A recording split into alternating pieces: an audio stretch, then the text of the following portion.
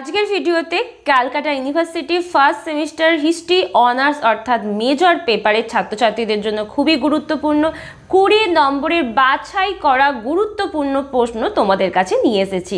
প্রত্যেকটা প্রশ্নই গুরুত্বপূর্ণ।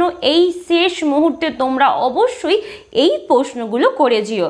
কিন্তু আর একটা বিষয়, তোমাদের গৃহশিক্ষক যে প্রশ্নগুলো করতে দিয়েছে সেইগুলো কিন্তু অবশ্যই তার সাথে সাথে করো। প্রথম প্রশ্ন, প্রাচীন ভারতীয় ইতিহাসের উপাদান হিসেবে দেশীয় সাহিত্যের গুরুত্ব আলোচনা করো।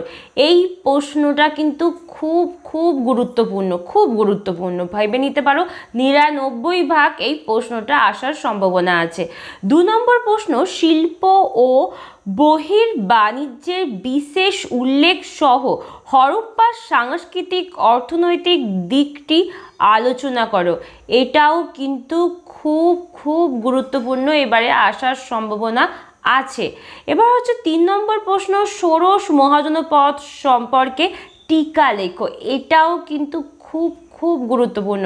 প্রথম 3টে প্রশ্ন কিন্তু খুব গুরুত্বপূর্ণ। তারপর হচ্ছে ভারতে প্রতিবাদী আন্দোলন গড়ে ওঠার পিছনে আর্থসামাজিক কারণগুলি কী ছিল। এছাড়া আর একটা প্রশ্ন বলবো যেটা আমি এখানে দিইনি, বৌদ্ধ ধর্মকে কেন প্রতিবাদী ধর্ম বলা হয়। ধর্ম থেকে কিন্তু একটা প্রশ্ন অবশ্যই আসবে, এটাও করে রাখবে। একটু বৌদ্ধ ধর্মকে কেন প্রতিবাদী ধর্ম বলা হয় এটাও অবশ্যই দেখে রেখো। পরের প্রশ্ন আসবো, ঋক বৈদিক যুগে আর্থসামাজিক জীবন সম্পর্কে আলোচনা করে। এটা তো খুব গুরুত্বপূর্ণ। আর্য সমস্যা বিশ্লেষণ করো।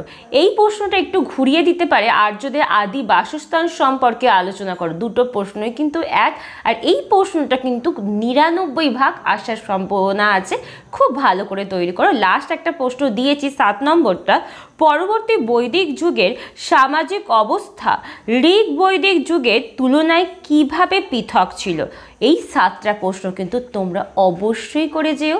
আর ভিডিওটা ভালো লাগলে অবশ্যই লাইক করো, এবং এই প্রশ্নগুলো কমন পেলে অবশ্যই এই ভিডিওতে এসে একটি কমেন্ট করে যেও। টাটা।